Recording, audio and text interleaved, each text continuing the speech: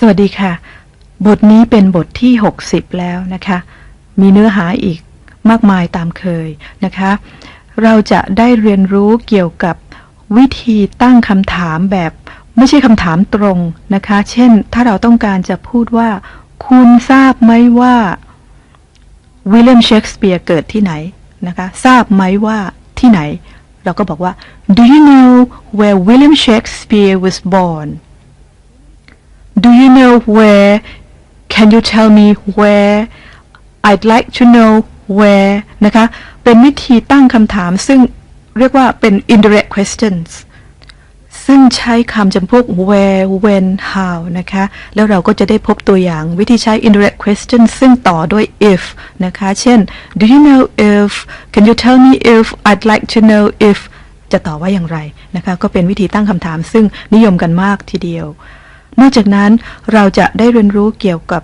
วิธีใช้คำตอบซึ่งแสดงว่าเห็นด้วยนะคะซึ่งจะเป็นวิธีตอบแบบสั้นๆโดยไม่ต้องซ้ำคำพูดในคำถามที่เขาถามเรามานะคะเช่น so am I so have I so do I คือใช้คำกริยาช่วยมาให้รับกับตัวคำถามที่นำมาก่อนนะคะแล้วถ้าเราจะปฏิเสธก็ปฏิเสธอย่างสั้นๆ no am I ฉันก็ไม่เหมือนกัน neither have I ฉันก็ไม่มีเหมือนกันคำตอบในลักษณะนี้ใช้กันมากนะคะแต่เรามักจะไม่ค่อยคล่องกันก็ต้องฝึกกันหน่อยนะคะและในกรณีที่มีคำคุณศัพท์มากกว่า1คำเมื่อใช้ประกอบคำนามเราจะจัดลำดับคำคุณศัพท์นั้นอย่างไรจะเป็นเนื้อหาของบทนี้เหมือนกันนะคะแล้วก็เราจะได้พบตัวอย่างเกี่ยวกับการบอกแต้มนะคะในการแข่งขันกีฬาเช่นเทนนิส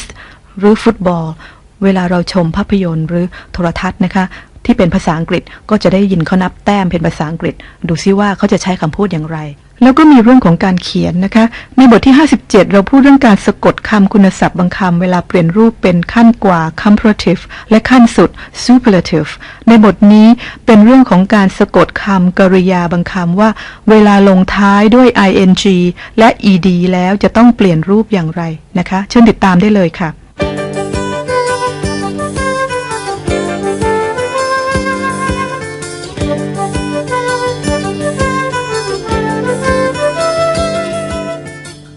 Unit 60 Word Order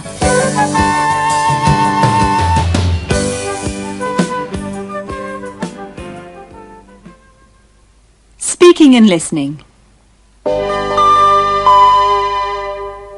Introduction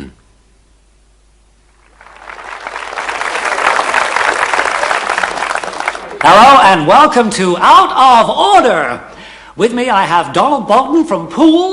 No, Donald Poole from Bolton. Oh, sorry, Donald. Donald is going to play Out of Order. He could win a new Ford Siesta, a holiday for two in the Caribbean, and these beautiful saucepans. Let's start with round one. Donald.We will show you a proverb, but the words will be in the wrong order. Yes. In 10 seconds, can you put them in the right order? Do you understand? Yes. Okay, here's the proverb. Hot, hands, warm, cold, Cold heart, warm hands.No, I'm sorry, Donald. The proverb is, of course, cold hands, warm heart. Oh, yes. Never mind. Try round two. I will read you some phrases, and you have to say if the words are in the right order or the wrong order, okay? Okay. Are you ready? I'm ready. You're ready. Good. Fish and chips. Right. Rock and roll. Right. Blues and rhythm. Wrong. Rhythm and blues. Very good.Dr. Hyde and Mr. Jekyll. Dr. Jekyll and Mr. Hyde. Good. Better never than late. Better late than never. And business before pleasure. Right. Wow, Donald, that was fantastic. 6 correct answers. Yay! You have won these beautiful saucepans.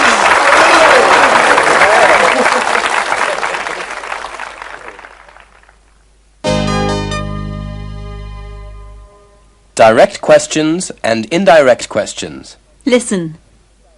Hello and welcome to Poets and Poetry. This week we're discussing the little-known poet Ambrose Lewis. When was he born? Where was he born? How many poems did he write? And why did he always wear yellow socks?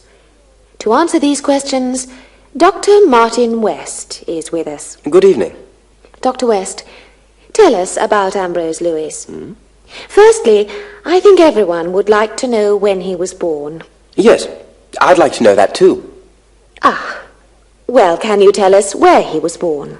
No, sorry. Can you tell us how many poems he wrote? Not exactly, no. Well, perhaps you can tell us why he always wore yellow socks. Did he always wear yellow socks? Yes. I didn't know that. That's fascinating. Dr. West, you don't know when he was born, you don't know where he was born, you don't know how many poems he wrote, and you don't know why he always wore yellow socks. Ambrose Lewis was a very mysterious person. Yes. Thank you, Dr. West. You're welcome.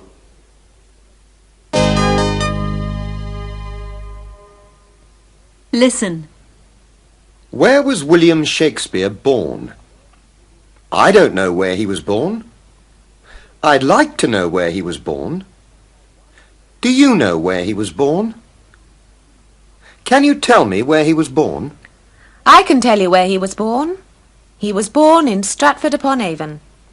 Listen and repeat. How many plays did Shakespeare write? I don't know how many plays he wrote. I'd like to know how many plays he wrote.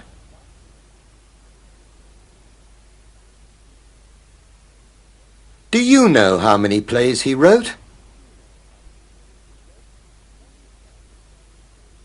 Can you tell me how many plays he wrote? I can tell you how many plays he wrote. He wrote 37 plays.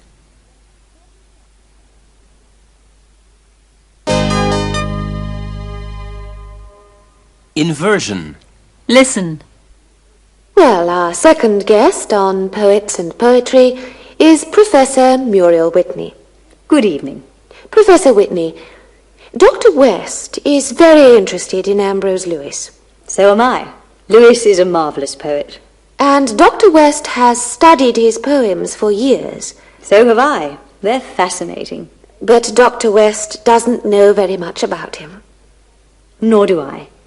And he can't answer any of my questions. Nor can I. Sorry. Ah. Well, Ambrose Lewis remains a mystery. Dr. West believes he is a fascinating poet, and so does Professor Whitney. But Dr. West doesn't know very much about him, and nor does Professor Whitney. So, from Poets and Poetry, good night. Listen and repeat. So am I. So have I. Nor do I. Nor can I.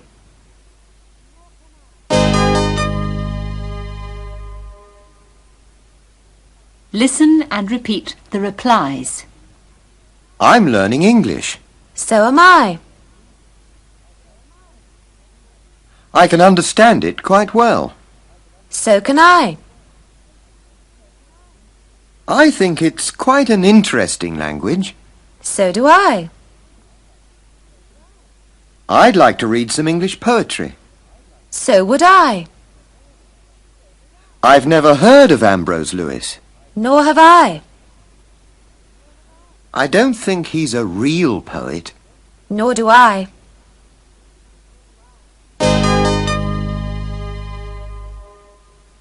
The order of adjectives. Listen. Hello and welcome to Time and Space. Our subject tonight is unidentified flying objects, UFOs, and my guest is Professor Henrietta Cottle. Good evening. Professor, the popular idea of a UFO is a huge silver spaceship full of little green men. Well, of course, that's a ridiculous idea. Yes, of course. For example, I've been studying Martian visitors to Earth for many years. They are, of course, not little green men. Of course they're not. They are, in fact, small blue fish. Wearing tiny red plastic hats. Professor... And speaking a strange musical language. Well, thank you, Professor. That's fascinating. Listen and repeat. An unidentified flying object. A huge silver spaceship full of little green men. Small blue fish wearing tiny red plastic hats and speaking a strange musical language.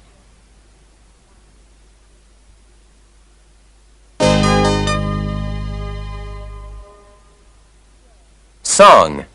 Words written and sung by the Bee Gees.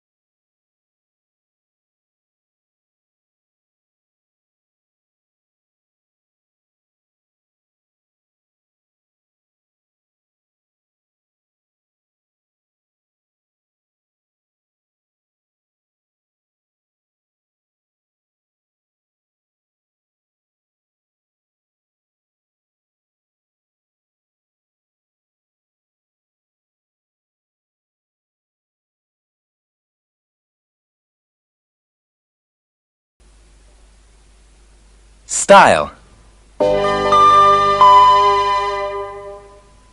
Listen.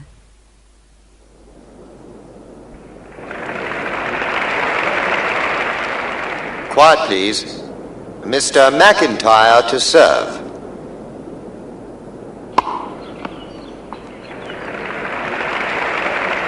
$15 love.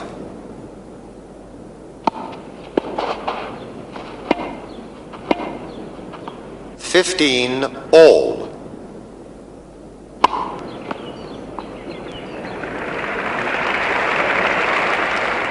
$30 15. Vault! Second service.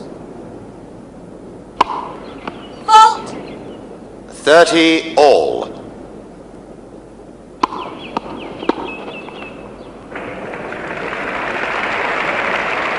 $40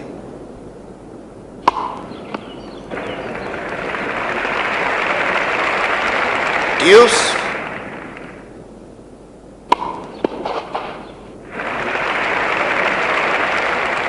Advantage McIntyre. Game, set and match to McIntyre. 6-4, 6-2, 6-love.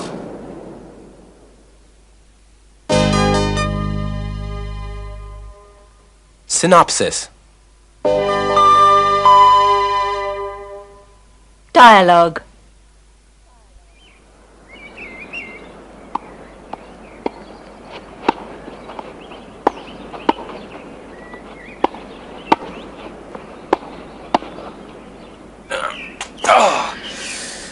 Sorry, Elizabeth.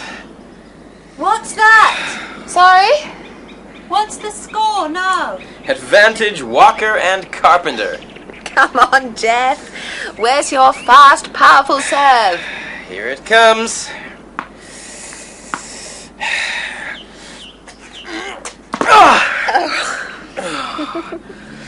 Oh, that wasn't it. Here it comes now.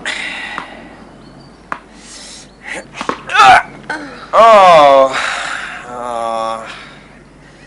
Thank you, Jeff. Game, set and match to Carpenter and Walker. Oh, well, we won't be playing at Wimbledon next year, Jeff. Nope. Nor will we. But it was a good game. Oh, yes, a game full of fast, exciting rallies. Well, I wouldn't say that exactly. Nor would I. I'd say it was a game full of short, gentle rallies. That's a very good description. I'm exhausted. Let's go and have a drink. It's starting to get dark anyway. Good idea. What's that? What? That up there.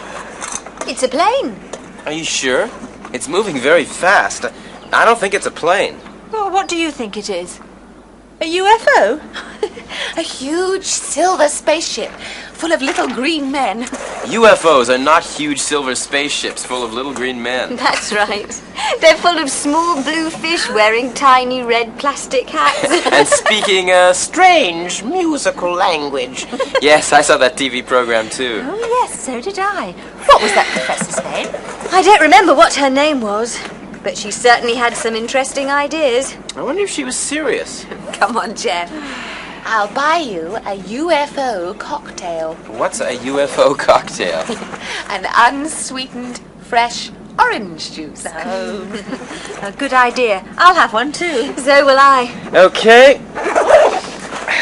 Let's go.